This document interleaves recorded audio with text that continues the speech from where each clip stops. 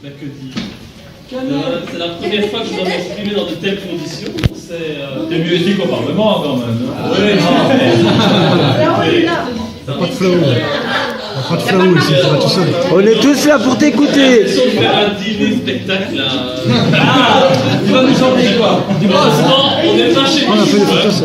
On n'est pas chez mais bon. Alors écoutez, je ne sais pas, on peut peut-être donner la parole à celui qui devait être normalement l'hôte du jour. Hein, Patrick Briamont, notre candidat à Liège, finalement on est exilé à Namur. Pas que dans la province de Liège. Mais bon, à Namur, on y est bien. Non. Ils sont les deux. À la blonde, les francophones se rendent compte que voter PS, c'est voter la fin du pays. Et les méchants ne sont pas toujours ceux qu'on croit. Parce que moi, j'ai discuté souvent avec la NVA, et la NVA, il me dit, si les francophones sont comme toi, on n'a aucun problème de travailler avec eux. Ça ne nous dérange pas. Mais nous, on en a marre de ces parvenus de PS. Le PTB aussi. Le PTB, de toute façon, le PTB, ils sont dans le rêve de la grande gauche. Hein? Donc leur volonté, c'est de s'allier directement avec le Parti Socialiste. Ils ne vont pas s'allier avec le MR, Ça, c'est certain. à ce que je sache. Donc leur objectif, eux, c'est d'avoir des postes ministériels. On voit bien, ils sont ambitieux. Hein, ils vont sur les plateaux télévisés, ils se croient déjà au Parlement, ils s'imaginent déjà avec 7-8 députés. On voit bien qu'ils se prennent de haut. Donc leur intention, c'est de rentrer au gouvernement. Et s'ils rentrent au gouvernement, ils vont d'office rentrer au gouvernement avec Nicolo et le PS. Donc aujourd'hui, si on vote PTB, on vote d'office pour le PS. Puisque au PTB, on a plein de syndicalistes, soi-disant qui disent que la FGTB appelle à voter pour le PTB, mais non, la FGTB appelle à voter pour le PS. Donc à un moment donné, il faudrait quand même savoir ce qu'ils veulent. Donc tout simplement, aujourd'hui, si on laisse le PTB faire, c'est parce que le Parti Socialiste sait très bien qu'il va perdre des voix, et qu'il se dit, autant que je perds mes voix au profit du PTB, qu'au profit de Boulay-Belge. Et d'ailleurs, anodin de voir 3 sorties de Michel Collomb.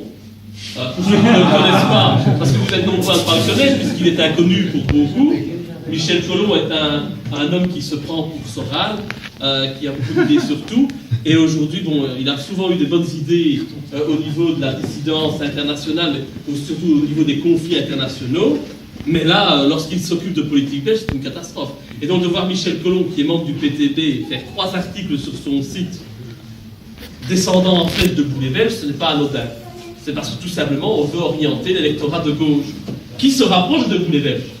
C'est clair, parce que nous, on n'est ni de gauche ni de droite, on a un électorat qui est très populaire. Donc, ils sentent la menace, et donc on essaye d'envoyer Michel Collomb, qui est apprécié par beaucoup de personnes à gauche, pour démolir de Boulay-Belge. Et donc ça, c'est le petit envoyé du PTB pour essayer de récolter des voix. Mais donc on est dans la même logique. PTB n'est pas anti-système. Le PTB, ça fait 40 ans qu'ils sont là, ils n'ont jamais rien fait. Pourquoi depuis 40 ans, il n'y a pas eu un politicien PTB qui a eu le courage de dénoncer certaines choses? Où ils étaient quand il y avait des accusations sur Zemmour? Ils étaient où le PTB? À faire des piquets de grève. Je veux bien, pour emmerder les gens, c'est pas la peine, on est déjà assez emmerdé avec les autres. Hein. Donc voilà. En plus, le PTB est un parti menteur, puisqu'il prétend être un parti des travailleurs. Sur leur liste, il y a que des fonctionnaires, des universitaires. Ah oui, mais soit on décide, soit on est le parti des ouvriers, soit on est le parti de l'élite. Hein. À un moment donné, il faut choisir. Ou alors ils estiment que voilà, ils se disent être le parti des travailleurs, mais ils estiment que les travailleurs sont trop cons pour faire de la politique, donc ils mettent des universitaires à la place. C'est exactement la logique de Michel Collomb, en fait. Hein. Voilà, donc là, on est vraiment dans... C'est ça, le PTB. Et le PTB, c'est le communisme. Le communisme, c'est quand même plus de morts que le fascisme. Plus de morts, au total. Car on fait plus de ravages. Et donc, il faut quand même bien savoir de quoi on parle. Hein. Le PTB, demain, c'est l'impôt sur la fortune. L'impôt sur la fortune, ça veut dire que toutes les personnes qui ont de l'argent vont quitter le pays. Et qui va consommer? Qui va faire tourner nos usines? Qui va acheter? On voit bien en France ce qui se passe avec l'impôt sur la fortune, c'est une catastrophe. Ils viennent tous chez nous. Là, on serait bête au point d'aller faire la même chose pour faire en sorte qu'ils repartent tous de chez nous. C'est ridicule. C'est ridicule. Au contraire, moi, je préfère que la Belgique devienne une petite Suisse plutôt que de devenir Une un grotte pays où rose. il n'y a que des pauvres. Puisque si on laisse le PSF, il n'y aura que des pauvres. Et puis le PTB, c'est un salaire identique pour tout le monde. Qu'on travaille dur, qu'on ne travaille pas dur, finalement tout le monde a le même. Il n'y a plus de mérite. Celui qui veut travailler plus longtemps, de manière plus intense, il gagnera pas plus que celui qui se contente de travailler 8 heures par mois. Je trouve que c'est pas logique, ça. Le communisme, de toute façon, on voit bien ce que ça a donné. Dans tous les pays où il a été mis en application, le peuple a toujours bien pu subir les conséquences du communisme, mais jamais les dirigeants. Donc, on voit bien ce que ça peut nous apporter en Belgique, certainement rien de positif. Vous aurez compris que je n'aime pas le PTB. Je n'aime pas le PTB parce que dès le départ, nous avons tendu la main au PTB pour travailler avec. Depuis plus de 2 ans, je l'ai fait. Il y a toujours eu un refus de leur part. Et pour des gens qui se disent dans une opposition honnête et objective, je pense que ça ne colle pas.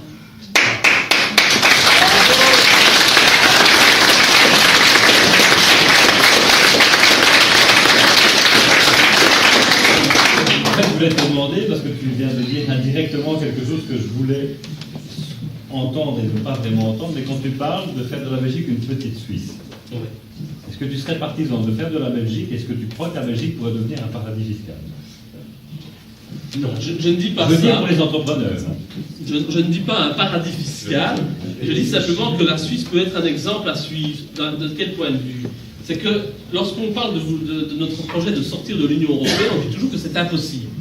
On ne sait pas vivre sans l'Union européenne. Par contre, on a un petit pays au cœur de l'Union européenne. Ce pays n'a pas accès à la mer, ce pays n'a accès à rien, et ce pays vit très bien. C'est la Suisse. Ils ont un port. Ils ont le port, oui. Ils ont un port, puisqu'ils louent un port en Grèce. Ah, ça c'est bien. Je sais pas. Ah bah voilà, tu Je sais. savais pas. Ah bah écoute, voilà. Ils louent. Mais c'est bien, en plus ils vont plus la Grèce. Oui, là, Voilà. ça dure depuis plus de 50 ans. Comme ça, je ne savais pas. Ça, je ne savais pas. Donc, je ne dis pas ici qu'il faut faire de la Belgique un paradis fiscal. Je dis simplement que, en remettant sur pied des frontières, une monnaie nationale, en favorisant nos entreprises, en jouant la carte du protectionnisme, il y a moyen de faire en sorte que nous puissions vivre convenablement en Belgique. Il y a tout en Belgique. On a tout. Même au niveau de l'énergie, aujourd'hui, il y a des énergies renouvelables. Tout existe. On n'a pas besoin d'avoir du gaz qui vient d'Ukraine. La géothermie, la permaculture, l'autosuffisance énergétique, tout ça, ça existe. Même avec nos excréments, on peut faire de l'énergie. Il y a un village au Luxembourg qui est indépendant, qui ne paye pas de facture. On l'oublie. Mais c'est intéressant. Et avec ça, on peut même mêler les... Non, mais c'est vrai. La Suède a déjà commencé à faire ça. Voilà. 5 ans. Ce que je vous dis, c'est pas de la merde, hein. C'est Ouais.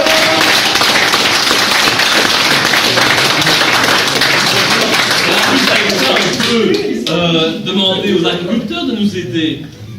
Donc, tout ça, c'est très positif. Donc il y a tout à fait moyen de vivre en autarcie, si on peut dire.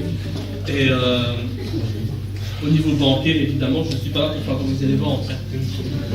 Surtout, ça ne deviendra pas un paradis fiscal si on demande, si on dit aux banques qu'on interdit l'usure et qu'on demande aux banques de pouvoir prêter à du 0%, non seulement à l'État, aux entreprises, mais aussi aux particuliers qui ont envie d'acheter une maison ou quoi que ce soit.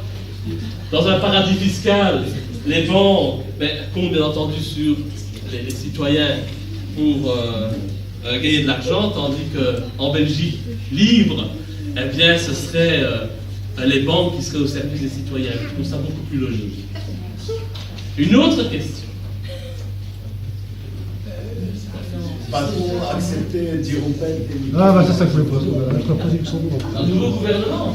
C'est Écoute, moi je n'ai pas de boule de cristal. Je ne sais pas, mais Non, je suppose qu'ils auront droit à tout. Ça fait longtemps qu'on peut avoir à la tête de ce pays des pédophiles et des Mais protecteurs. pour l'instant, il va pas durer ici. Donc,